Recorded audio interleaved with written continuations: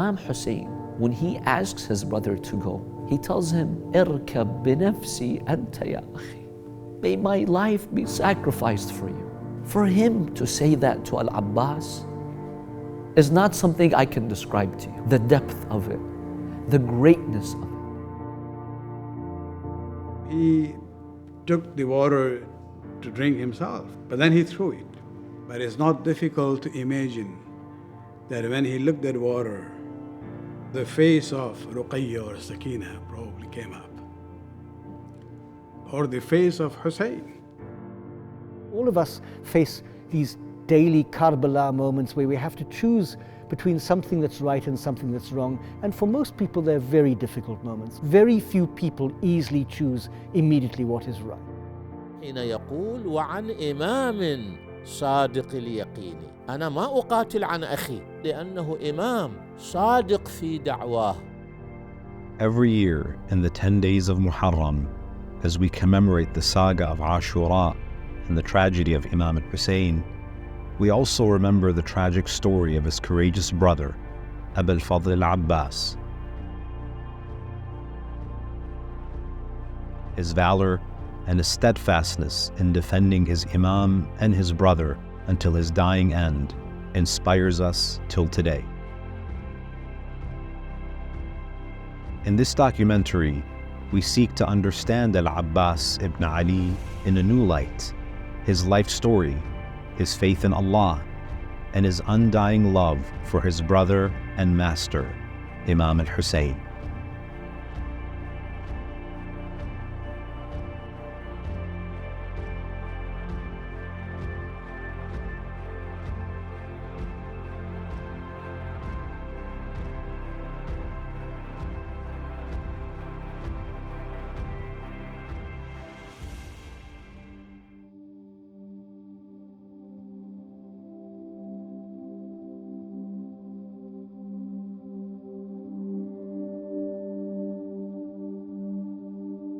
In order to appreciate the lofty status of al-Fadl al-Abbas, we have to go to the very beginning, to before his blessed birth. It is narrated that many years after the martyrdom of Sayyidah Fatima alayhi salam, Imam Amir al-Mu'mineen alayhi salam approached his brother Aqil, who was renowned for his knowledge of the genealogy of the Arabs. The Imam went to him with a request. He said to him, اخطب لي امرأة ولدتها الفحولة من العرب. O Aqil, find me a woman who hails from a tribe that is known for its valor and its courage. Aqil asked, وما تصنع بها يا أمير المؤمنين? What do you want with such a woman, O Ali? To which the Imam alayhi salam responded, حتى أرزق منها ولد أدخره ليوم الشدة, so that I can be blessed with a child that I can preserve for the day of distress. Imam Ali ibn Abi Talib alayhi salam, in this way, he planned for the day of Ashura. He wanted this blessed child to represent him on the day of Ashura. And hence, al-Fadl al-Abbas was born from this blessed union. His father was none other than the commander of the faithful, Ali ibn Abi Talib, who was known for his unwavering faith and his devotion to Islam. And his mother was Fatima bint Hizam al-Kilabiyya, who was known for her exceptional character, her piety and devotion. Al-Abbas was raised by these towering personalities. He was raised by his father Ali, as well as his mother al-Banin. He was mentored by his elder brothers, Imam Hasan and Imam Husayn. And hence you find that Al-Abbas alayhi salam was mentored by 3 Imams. He was the product of the discipline of 3 infallibles. Imam Ali had heard about the tragedy of Karbala and what a difficult day would await his son Imam Husayn.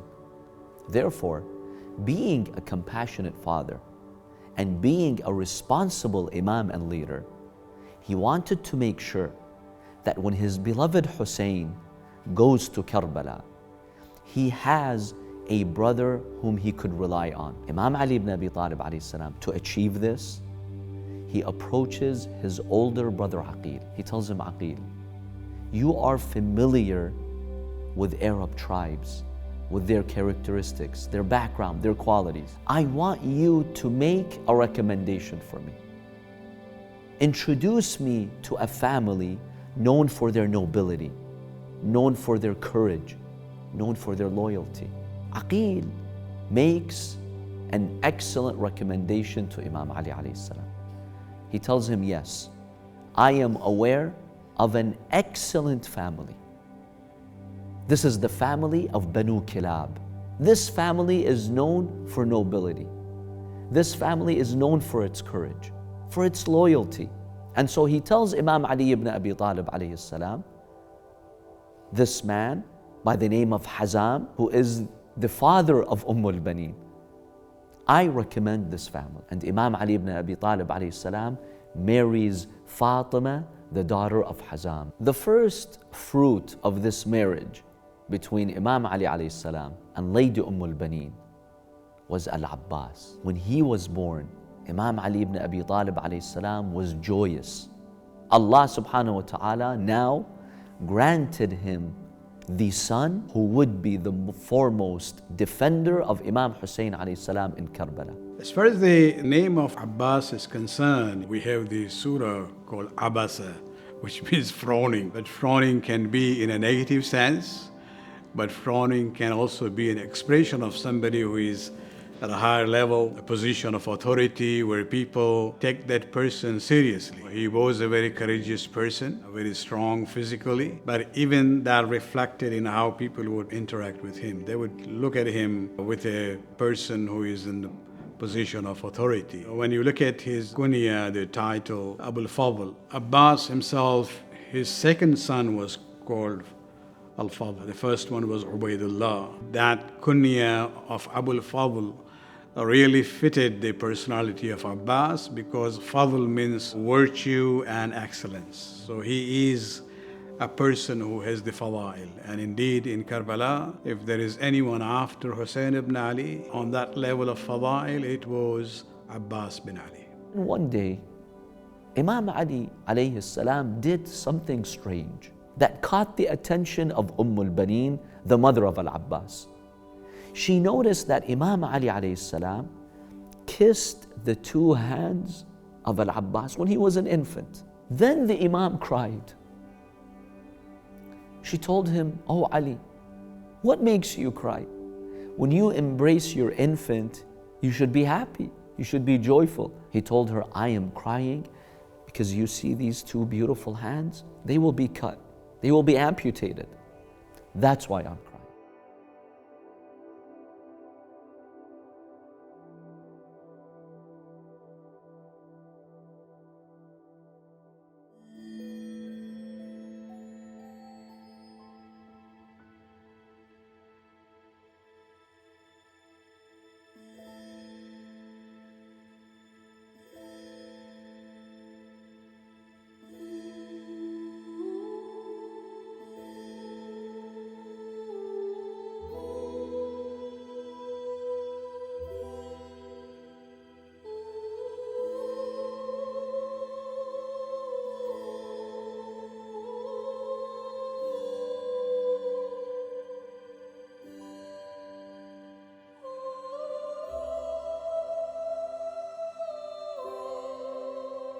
Deep in the heart of Italy, in the shadow of the Vatican, a group of priests dedicate their lives to studying Islam in an effort to find common ground between Christianity and Islam. Father Christopher Clohessy is one of these priests who has found an admirable dedication, the al-Bayt. After writing an in-depth book about the life of Sayyida Zainab, he recently published a comprehensive work on the life of al-Fadl al-Abbas.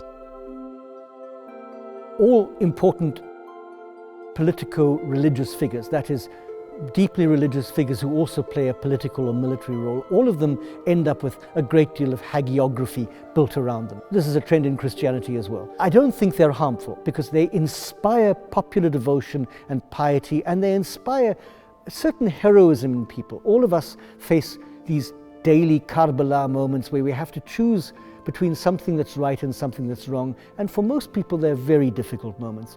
Very few people easily choose immediately what is right. And we need inspiration for those difficult ethical choices. The way that Abbas's fetching of water and his death is told in the earliest texts, starting with Abu Mikhnaf, and how the stories are told in popular settings now are not the same thing. There's no harm in that, because we tell the story in the Christian faith of the death of Jesus, and we have all kinds of embellishments that we've added over centuries to add to the story, because the story is meant to be embellished. It's meant to contain not just the facts, but all kinds of details that carry the facts. So Father Clohessy, I think the question that's on everyone's mind is, what inspired a Catholic priest to author a book on the life of Al-Abbas? We're sitting at this moment in the library of the Pontifical Institute for Arabic and Islamic Studies in Rome. This is a Vatican institute, a Vatican university, which provides an academic study of the Arabic language and of Islam, not to go and convert Muslims, that's not our interest at all,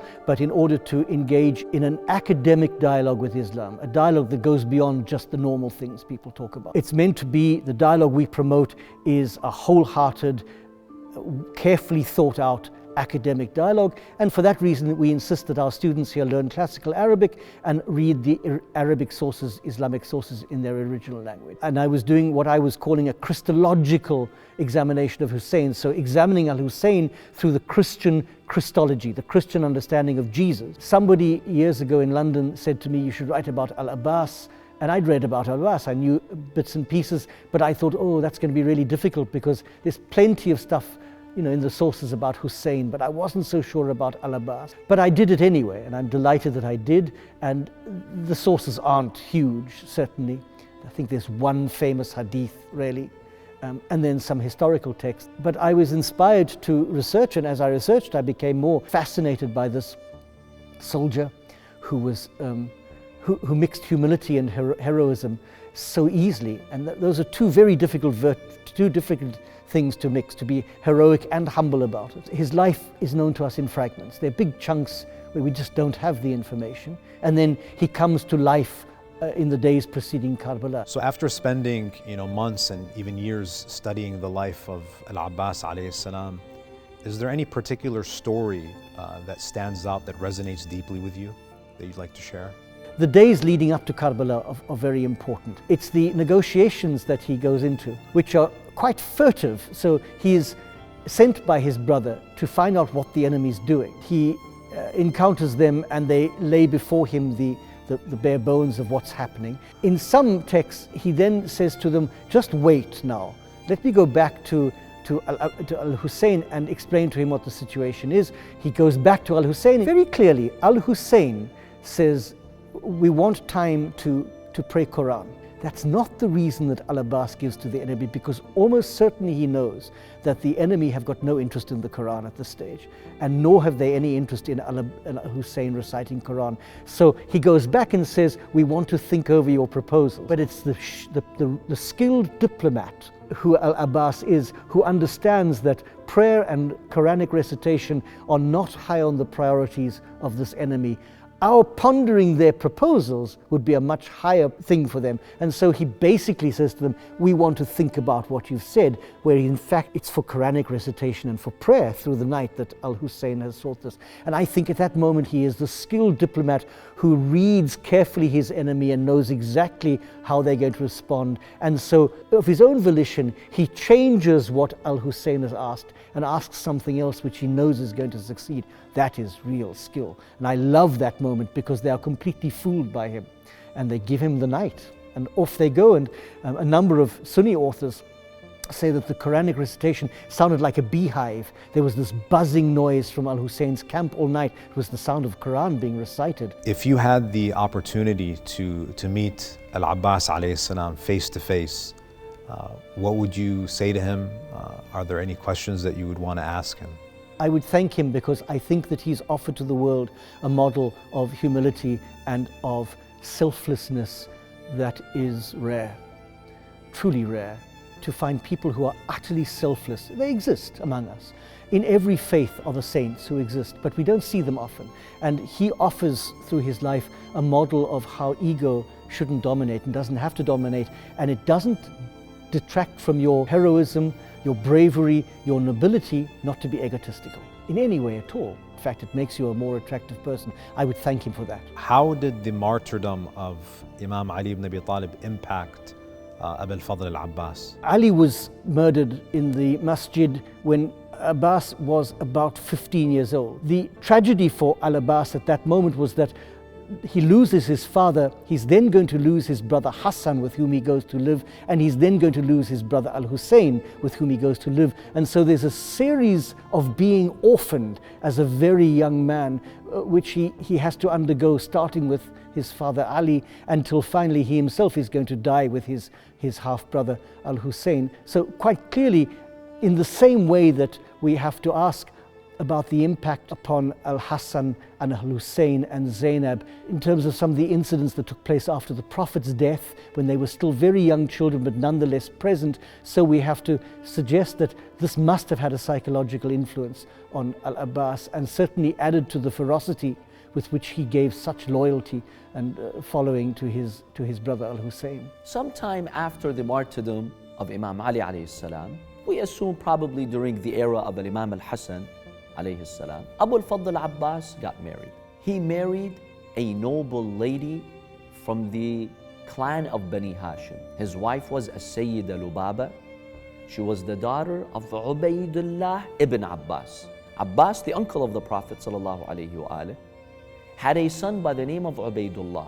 Ubaydullah was known to be a noble man, and he had a very close relationship with Imam Ali alayhi salam.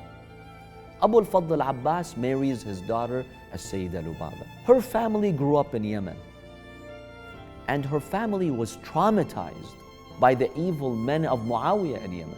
Muawiyah sent an evil army commander by the name of Busr ibn Arta'a. He invaded many Yemeni villages, and then he invaded the village of this family of Sayyida Lubaba. And he mercilessly killed 2 of her brothers. He massacred them. So she grew up in such a traumatic environment, yet she was a lady of nobility, a lady of honor, a lady of dignity from the Bani Hashim. That is the wife that al-Fadl Abbas chose for himself. And several reports indicate that he took her to Karbala, and she was amongst the ladies in Karbala who witnessed all these tragedies, yet she never lost her patience. Numerous reports indicate that they had several children, such as al-Fadl and several other children. Some of them became shuhada in Karbala, they were martyred. Some of them lived to be scholars. Al-Imam al-Baqir alayhi salam, Al-Imam al-Sadiq alayhi salam, sometimes when they would see the children of al-Fadl Abbas alayhi salam, they would cry because they would remember their great uncle and the sacrifices of their uncle.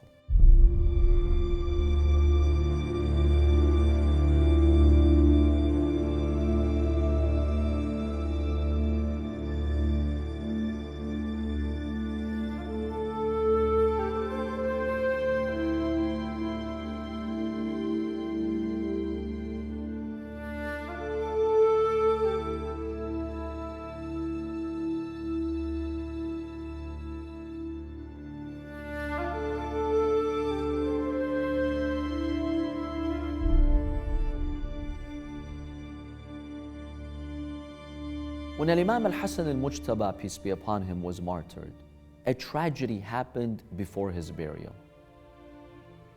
Imam Husayn, al-Fadl Abbas, and other members of Bani Hashim took the body, the casket of Imam al-Hasan, to go to the Prophet's grave to seek the blessings of the Prophet's grave before burying him. But then Marwan ibn al-Hakam, this evil Umayyad man, and Aisha, the wife of the Prophet ﷺ, they stopped Imam Husayn and his brothers and the members of Bani Hashim from proceeding forward. And Aisha famously stated, I don't want you to bury someone here whom I don't like. And Marwan, he threatened. He said, we are going to fight with you. You are not allowed to enter this place. Abu al-Fadl al-Abbas was monitoring.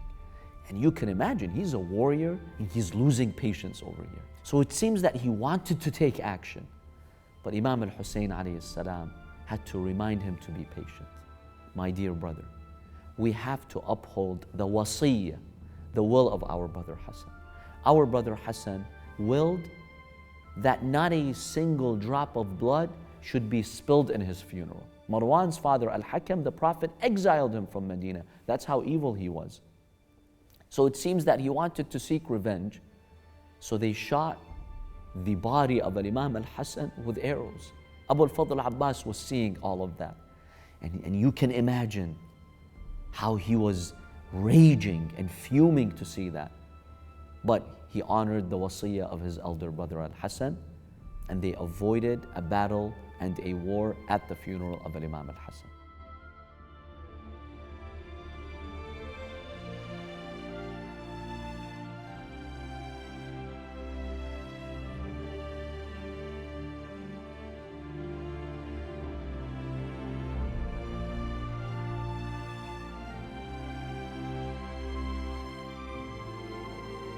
Abbas is the symbol of love and self-sacrifice.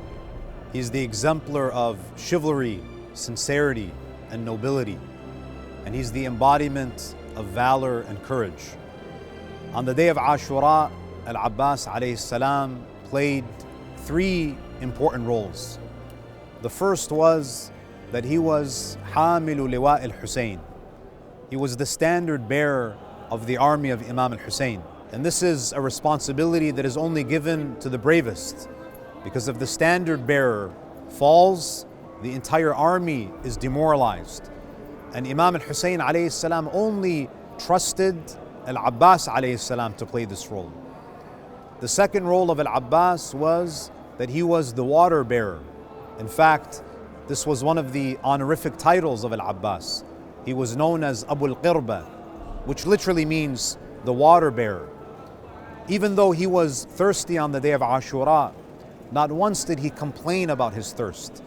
He was only concerned about the thirst of Imam al-Husayn and the thirst of the women and the children. The third role that al-Abbas played on the day of Ashura was he was a motivator for the other companions. When the battle reached its climax and the death toll was rising on the day of Ashura, Al-Abbas summoned his own brothers, Abdullah, Ja'far, and Uthman, and he said to them, تَقَدَّمُوا بِنَفْسِ أَنْتُمْ.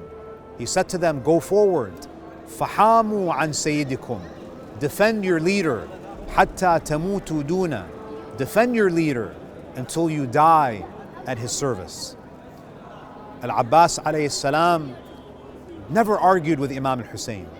He never walked in front of him. He never raised his voice in the presence of his brother. In fact, he did not draw his sword on the day of Ashura simply because he was not given permission to do so by his Imam.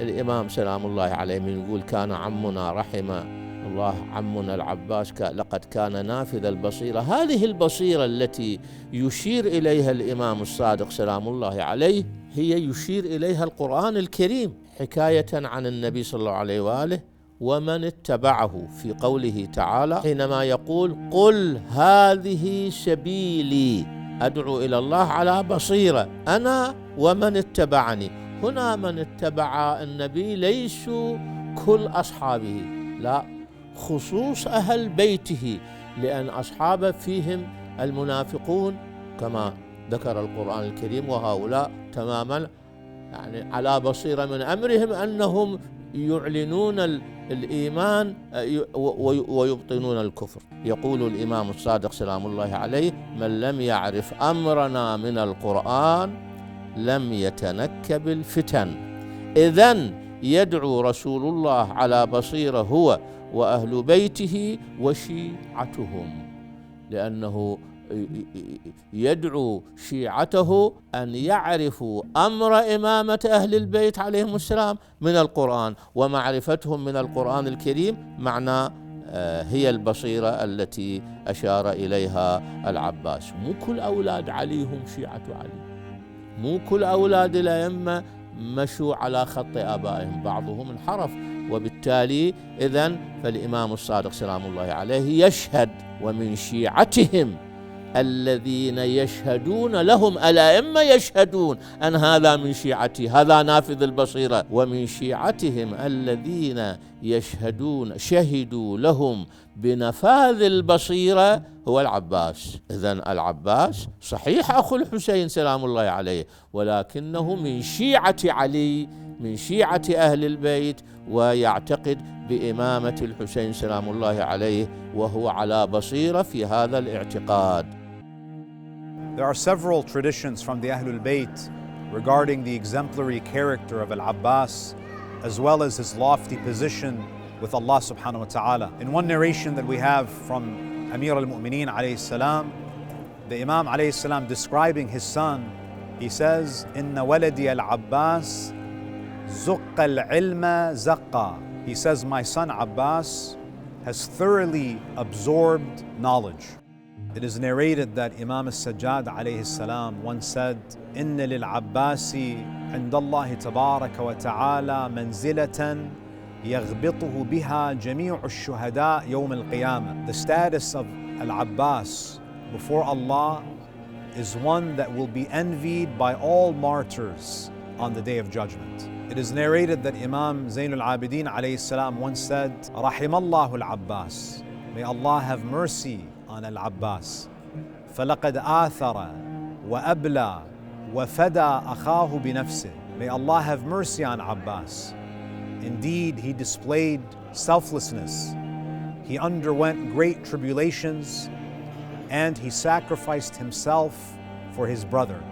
حَتَّى قُطِعَتْ يَدَاهُ فأبدله الله تعالى بهما جناحين يطير بهما مع الملائكة في الجنة, until his arms were severed and God granted him 2 wings with which he will fly with the angels in paradise, just as he granted wings to Ja'far al-Tayyar.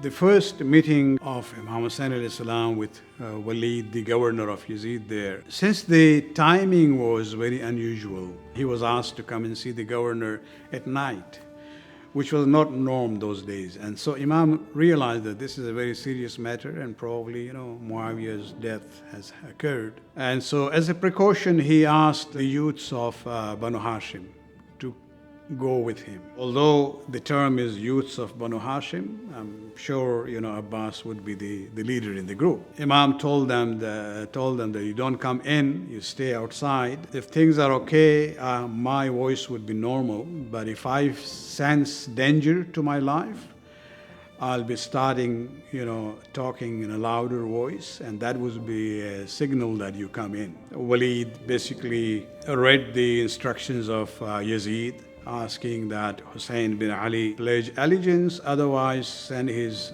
head to me.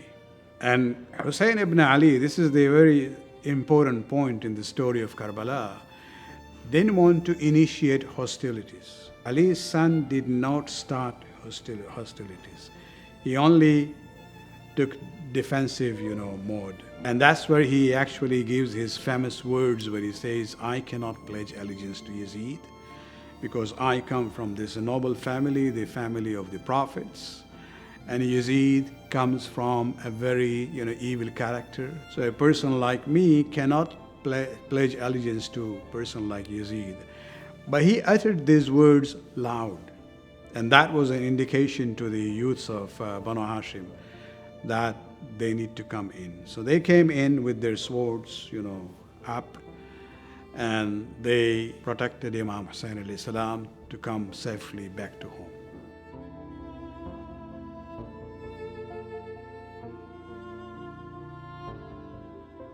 So Al-Abbas alayhi salam is known as the protector of the women and the children of Imam Husayn alayhi salam. But he didn't only play that role on the day of Ashura.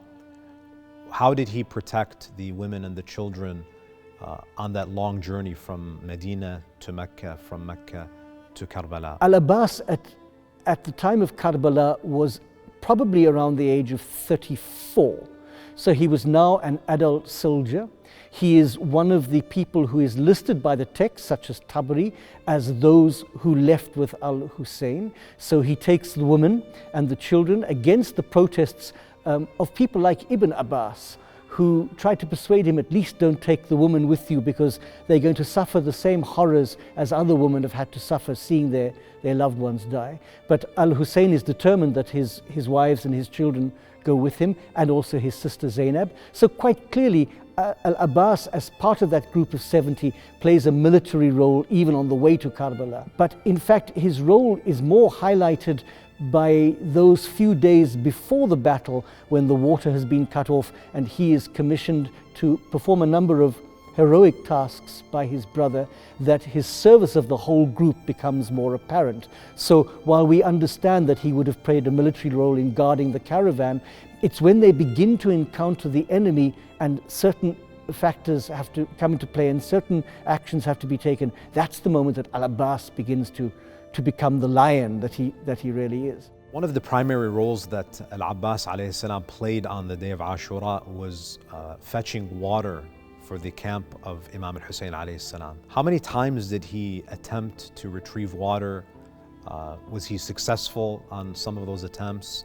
Can you kind of walk us through the role that he played in retrieving water from the Euphrates? The question of Al-Abbas retrieving water is a fascinating question because it is difficult to pinpoint the exactitudes. If the water was cut off around the 3rd or 4th perhaps of Muharram, I can't believe that the 7th would have been the first attempt to get to a water source, nor do I believe that it would have been the only attempt to get to a water source. So the question is, how many times did they go for water and how many times did Al-Abbas go for water? There's a more contemporary Maqtal, which suggests the 7th, but according to the earliest text, that is Abu Mikhnaf and those who transmit from him, it was on the 9th, almost certainly, that Al-Abbas went for water in between a number of other missions that he had on that day. Almost certainly on that day, Al-Abbas goes to fetch water, although he is not the standard bearer of that little excursion. Somebody else carries the standard, and Al-Abbas is one of the group. And he's not even the primary spokesman of that group. It is only at the end, when the group is challenged militarily, that Al-Abbas leads the attack against the group and successfully brings back water to the women and the children, to the whole camp. So he's not killed. So the traditional accounts, as they are told in the Majalis, for example, and the earliest accounts as we find them in Abu Mikhnaf and the later Sunni transmitters from him, they don't quite match.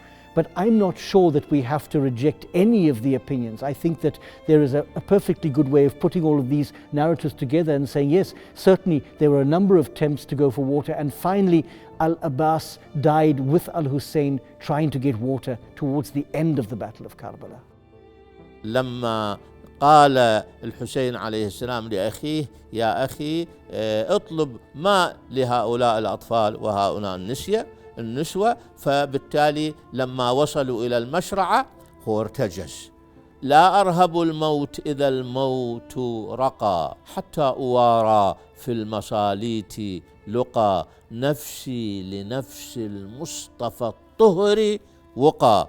نفس المصطفى، الحسين هو نفسه، يعني تماما حفيده ابنه. إني أنا العباس أغدو بالسقاء، إني أحامي أبدا عن ديني وعن إمام صادق اليقين، إني أحامي أبدا عن ديني. هذا حتى الخوارج هم يقولون هكذا، لا يميزه، وإنما حين يقول وعن إمام صادق اليقين. أنا ما أقاتل عن أخي، ما جئت معه لأنه أخي، لا، لأنه إمام صادق في دعواه ويقينه بنفسه أنه إمام معين يعني أن الحسين سلام الله عليه إمام معين من الله تعالى بواسطة النبي صلى الله عليه وآله. من هذا الإمام؟ يشخصه نجل النبي الطاهر الأمين.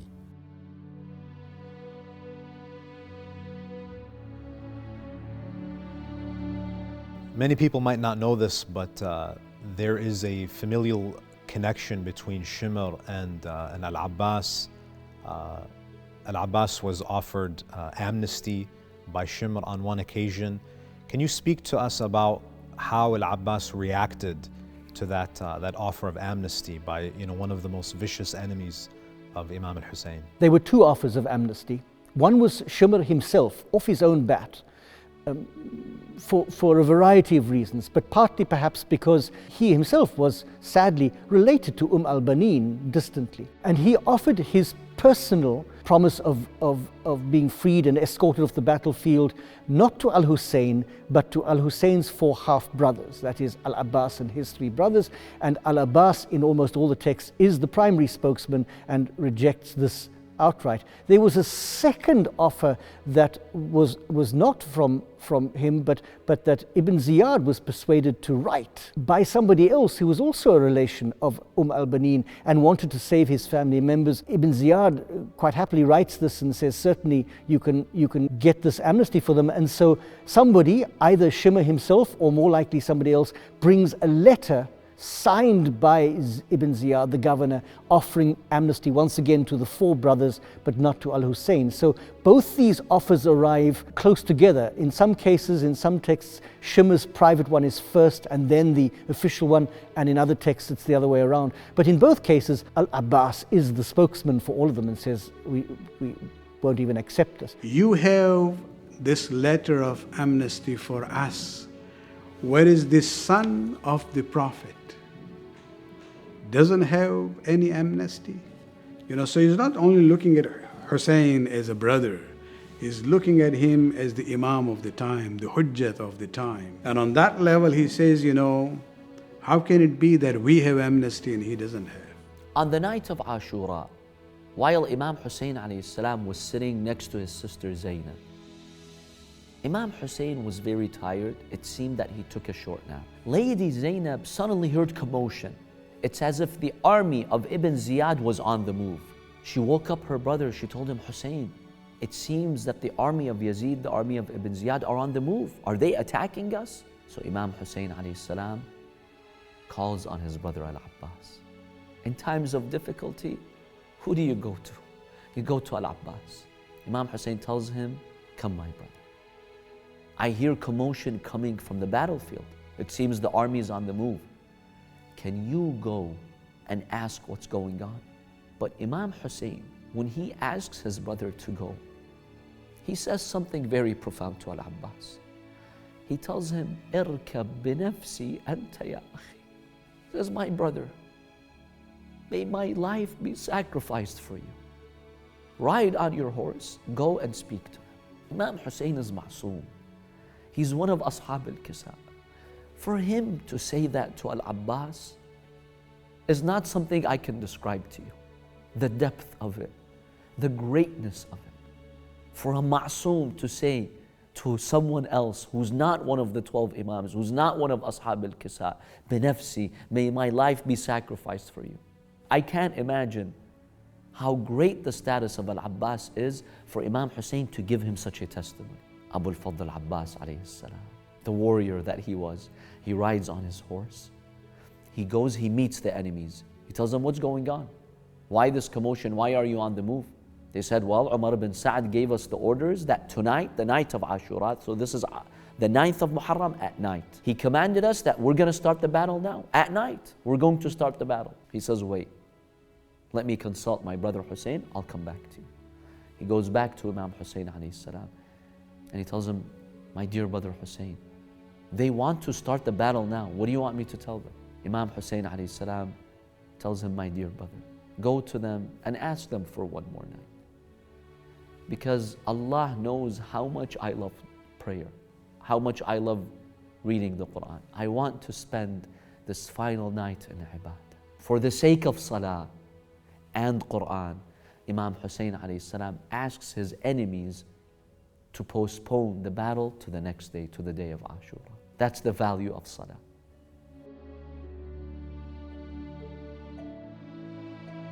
On the day of Ashura, al-Abbas was present along with his brothers. What role did Abbas play in inspiring and encouraging his own brothers to defend Imam Husayn and his family, and what was their fate on that day? It's almost certainly the end of the battle when this happens. Almost everybody else has been killed. It's pretty much al-Abbas and his three brothers left, one or two others certainly, and al-Husayn. And when al-Abbas sees how many have been killed, he appeals to his brothers. In most of the texts, he appeals to his brothers to go out individually and to fight and to be martyred, and then he will be their heir, and then he himself will go out and be martyred, and his own son will be his heir. In some of the texts, he encourages the three brothers not to go out individually, but to form a little unit around al-Husayn and to protect him with their lives, and they all three of them die protecting al-Husayn. And in the third series of texts, the three brothers accompany al-Abbas on his quest for water, and they are killed fetching water with their brother. So it's difficult to pinpoint the one that is correct, but the predominant one is simply al-Abbas asking his brothers one by one, Jafar, Abdullah, Uthman, depending on which order, to go out and to fight and to die for al-Husayn. The brothers are somewhat neglected, because they are three heroic men who again submit to their older brother, go out at his command, and are ready to face death in loyalty to al-Husayn. Their story is told quite briefly at this last moment of the battle, but they'd been present right from the beginning. They'd been present in the journey and had never ever abandoned al-Husayn. So they too have a story that is probably worth telling, and they too reflect their mother, al-Banin. Those full brothers are closer to you than your half-brother.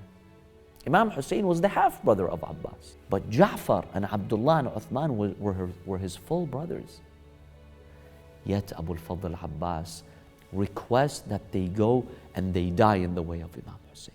Abu al-Fadl Abbas wanted to make sure that they would be martyred before he would be, to know their fate, to know, to be comforted, to be at peace that my brothers fulfilled their responsibility towards the Imam of their time, Imam Husayn alayhi salam. And you know what probably broke the heart of Abu al-Fadl Abbas? You have a mother waiting in Medina. You want some of your brothers to go back, to take care of her. You think it was easy for Abbas to ask for his brothers to go and die? Imagine you're traveling for whatever purpose, and you have a mother whom you left behind. You'd at least want one of your brothers to go back. But no, Abu al-Fadl Abbas, no, this is the day of Ashura, this is the day of Imam Husayn. He knew his mother, al-Banin, wanted this. He was honoring her request too.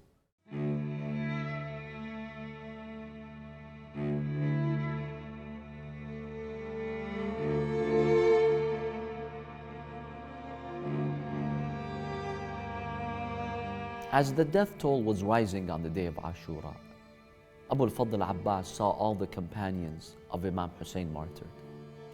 He saw all the family members of Imam Husayn martyred. Ali al-Akbar, his own brothers, al-Qasim, they had been martyred.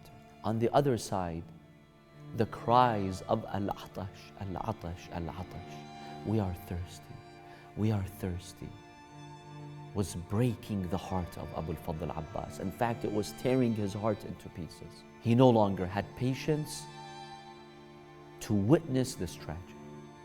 He walks up to his brother, Imam Husayn.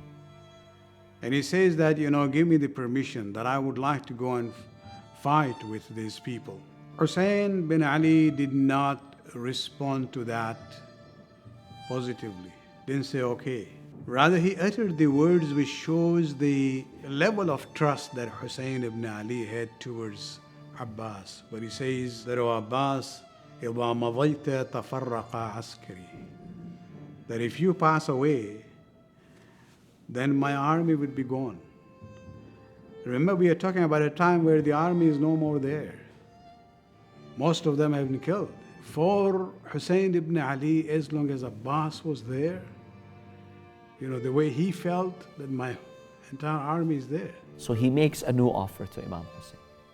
He says, okay, at least allow me to go to the river and bring some water for these women and children. Imam Husayn says, okay, your request is granted. al-Fadl al-Abbas alayhi salam mounts on his horse and he takes some containers or water jugs with him and he heads towards the banks of the river, the Furat, the Euphrates. 4,000 men were stationed there, guarding the banks of the river, making sure that no one from the camp of Imam Husayn can have access to the river. But now you have al-Abbas, the great hero of Bani Hashim. He manages to charge at those men guarding the banks of the river with his courage, with his sword, with his skills. He manages to disperse them. And he arrives at the river. And then the narration which says that he lifted, the water in his hands. Apparently one way was of, letting the horse, saying that you also are thirsty, quench your thirst. Some say, no, he took the water to drink himself, but then he threw it. What happened there, we don't know. But it's not difficult to imagine that when he looked at water, the face of Ruqayya or Sakina probably came up. Or the face of Husayn. And that level of loyalty would not allow Abbas. From the Shari point of view, there was no problem if he drank water at that time. The demand of love and loyalty was something else. And so he threw the water back in the stream. And this is where now for him, everything, the whole purpose is to make sure the water reaches to the children there. Nothing else. Ya nafsu min ba'd al-Husayni huni. O self, O nafs, humble yourself before Husayn. Wa ba'dahu la kunti aw takuni. You think you can live after Husayn? هذا حسين وارد المنون. This is Husayn being surrounded by death. وتشربين بارد المعين. And you have the audacity to taste the water. Allah, ما هذا فعال ديني. I swear by Allah, this is not what my religion teaches me. My religion teaches me to be loyal to my brother. My religion teaches me, give your brother water first, and then you drink some water. He spills the water. He refuses to drink. Then he fills the water jug. He mounts on his horse. And now al-Fadl Abbas alayhi salam had one mission. My mission now is to bring this water to Imam Husayn so he can give it to the women and children. Umar ibn Sa'd issues a command to his army. You will not let him get to the other side. Do what it takes. Ambush him. Strike him from every direction. One of those enemy soldiers, the evil men of Ibn Ziyad.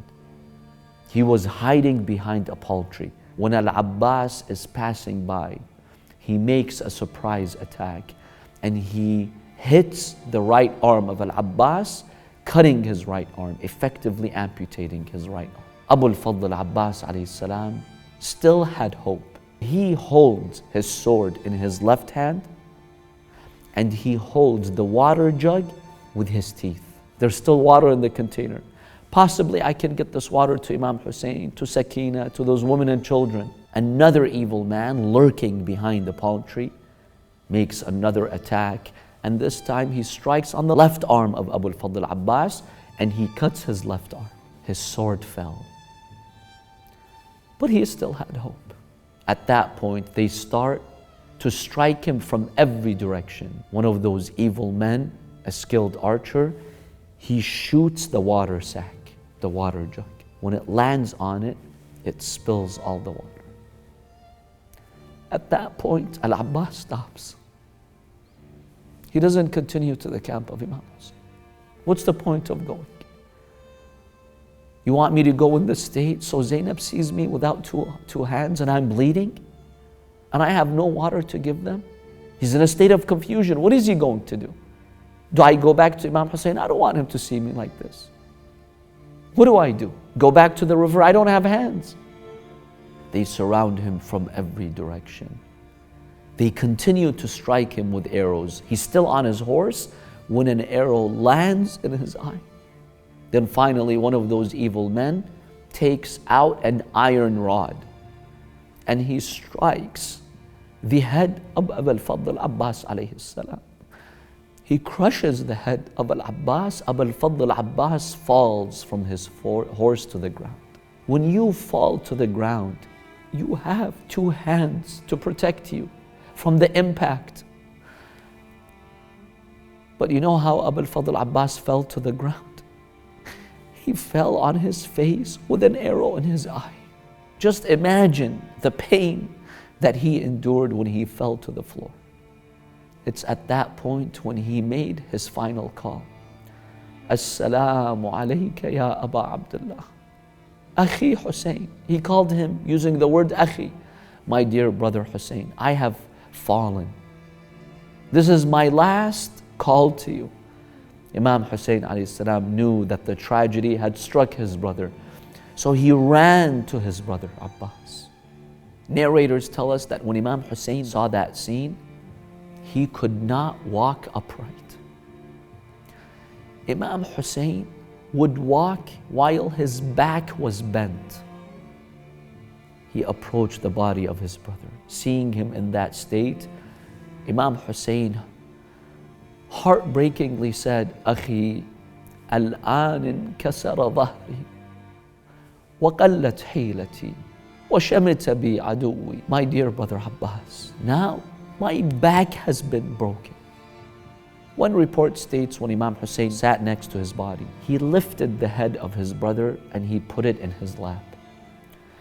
But Al-Abbas kept pulling his head away from the lap of Imam Husayn. He told him, brother, why do you do that? I'm carrying your head in my lap. Why do you pull your head away from me? He tells him, brother, now you're carrying my head in your lap. But in an hour or so, when they kill you, when they martyr you, who's going to carry your head? La ya Husayn, I want to die like you die. And in these moments, al-Fadl al-Abbas alayhi salam took his final breath. And he went back to his Lord, embraced by his brother Imam al-Husayn.